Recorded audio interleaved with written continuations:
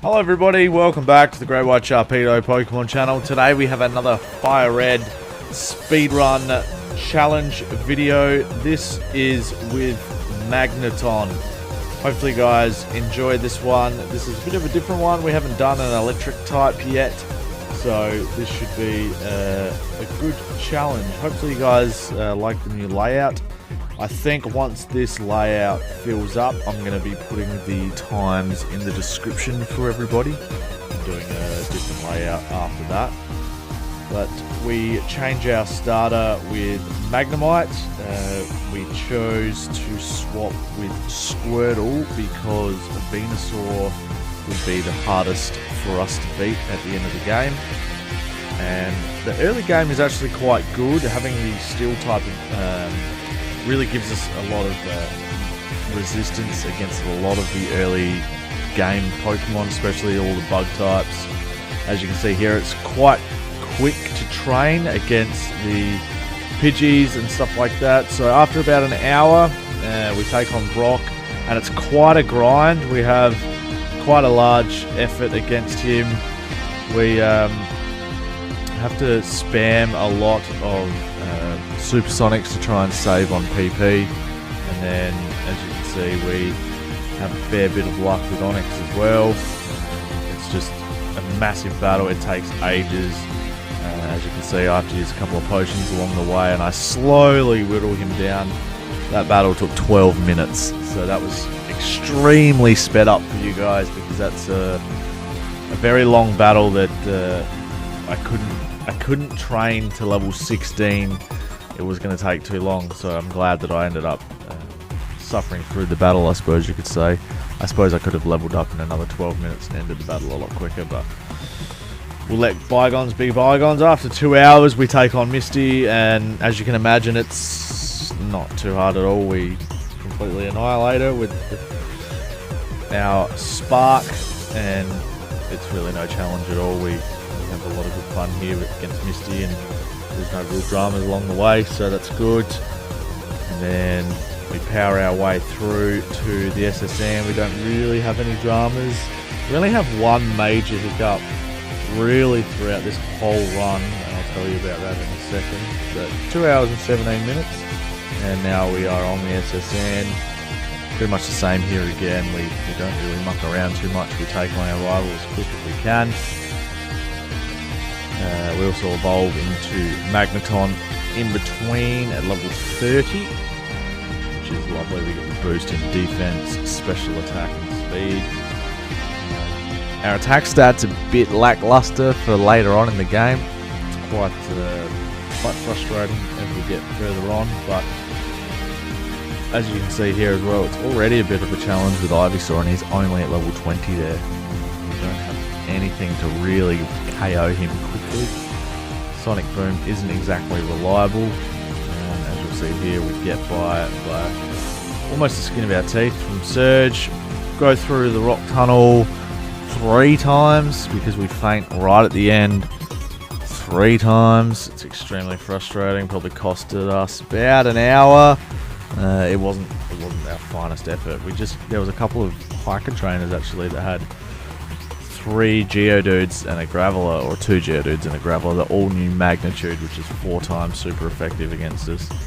So we take care of Erica, we go straight through the Rocket Hideout, we take on Giovanni. Giovanni's a bit of a test throughout this game. Again, having the ground type Pokemon is actually really, really bad for us. 4 times weakness to ground type moves, so anything like Magnitude or Earthquake spells our demise pretty quickly, and we don't have a lot of defense at all. So we do take care of Giovanni this time, but he comes back to haunt us a bit later on. We go to the Lavender Tower and take on our rival, and as you can see again, Ivysaur poses a little bit of a threat. We get that done, and we work our way down to Koga at level 50. And having Shockwave means that we don't miss. It's a stab electric move. We beat him in 5 turns. It's pretty much over super quick. We go to the rival in Saffron City. We're really sort of cruising through the game at this point. Everything's seeming to be running really smoothly, which is lovely. Except the fight with Venusaur here. We still knock him off, but it's getting harder and harder to beat him every single time. And it's quite a jump. He goes from level 25 to level 40 really quickly. Again, we take on Giovanni, and we're starting to feel some of the effects here of the ground type resistance and weakness. But we take on Sabrina afterwards, and again, pretty much a clean sweep. Her team defensively are garbage. We work our way down to Blaine, and pretty much one-shot his whole team. And then we come up against the big boy Arcanine, who has Fire Blast. We live on 8 health. We hit a couple more Thunderbolts and a Spark, and he is done for. And then this is where the real test for the rest of the game comes into place. Giovanni, I've adopted double team because I need his Earthquakes to miss. And his strategy sort of works pretty well. I was super paranoid about it. We knock out Rhyhorn, Doug Trio. We knock out Nidoqueen.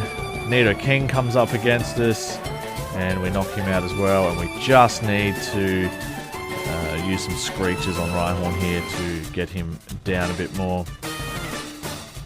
He knocks us down to 10 HP, which is a frightening stat. We actually managed to freeze him. It works in our favour, and we can finish him off from there with a paralysis as well. Tri-Attack's really handy, having the status conditions work in our favour, and then we immediately go on to fight the rival. And here we also get the win, whereas normally we really struggle with the rival battles. Again, the Rhyhorn, I thought he would have had Earthquake here, but I don't actually think he does until the Elite Four. So we get rid of them pretty easy. It's a pretty easy battle, except Venusaur again. But he doesn't really, because we're resisting him, he's resisting us. It's more of a stalemate. Yeah, managed to get by sort of by the skin of our teeth. He's using Synthesis here. Doesn't really save him at all. So he probably could have finished us off with a Razor Leaf, to be honest. We get to the Elite Four after 7 hours and 51 minutes. So we're probably not going to break the top 3. But there's certainly a possibility to crack into the top 4 with Haunter at 8 hours and 46 minutes.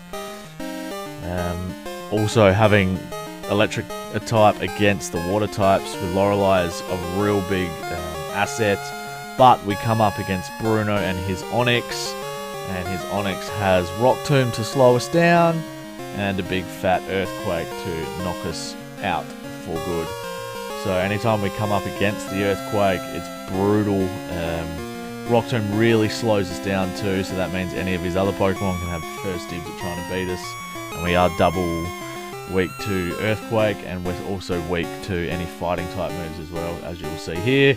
Hitmonchan knocks us out. We come back. We manage to get a paralysis on Onix. We wipe him out. We wipe out Hitmonchan with a couple of Thunderbolts, and then we work our way through the rest of his team with more Thunderbolts. The only thing I'm concerned with here that I'm starting to realize is my PP, is running out throughout the Elite Four, and I'm worried that I didn't have any PP restorative items, which was a bit of a downer. But we managed to freeze Onix here after we come back. Obviously we've leveled up a bit. I've gone and got PP, as you saw there, at Ether. We've leveled up 4 more levels, and as you can see, it's still a real big struggle against Onix here. He's just... I thought Tri-Attack was neutral damage against rock types. I know it's a normal type move. I don't know why I thought that. So I thought going into the Elite Four, Tri-Attack was going to be okay. But then I looked at Magneton's moves, and he really had nothing else that I could learn. Like Frustration, Return, Toxic wasn't going to help.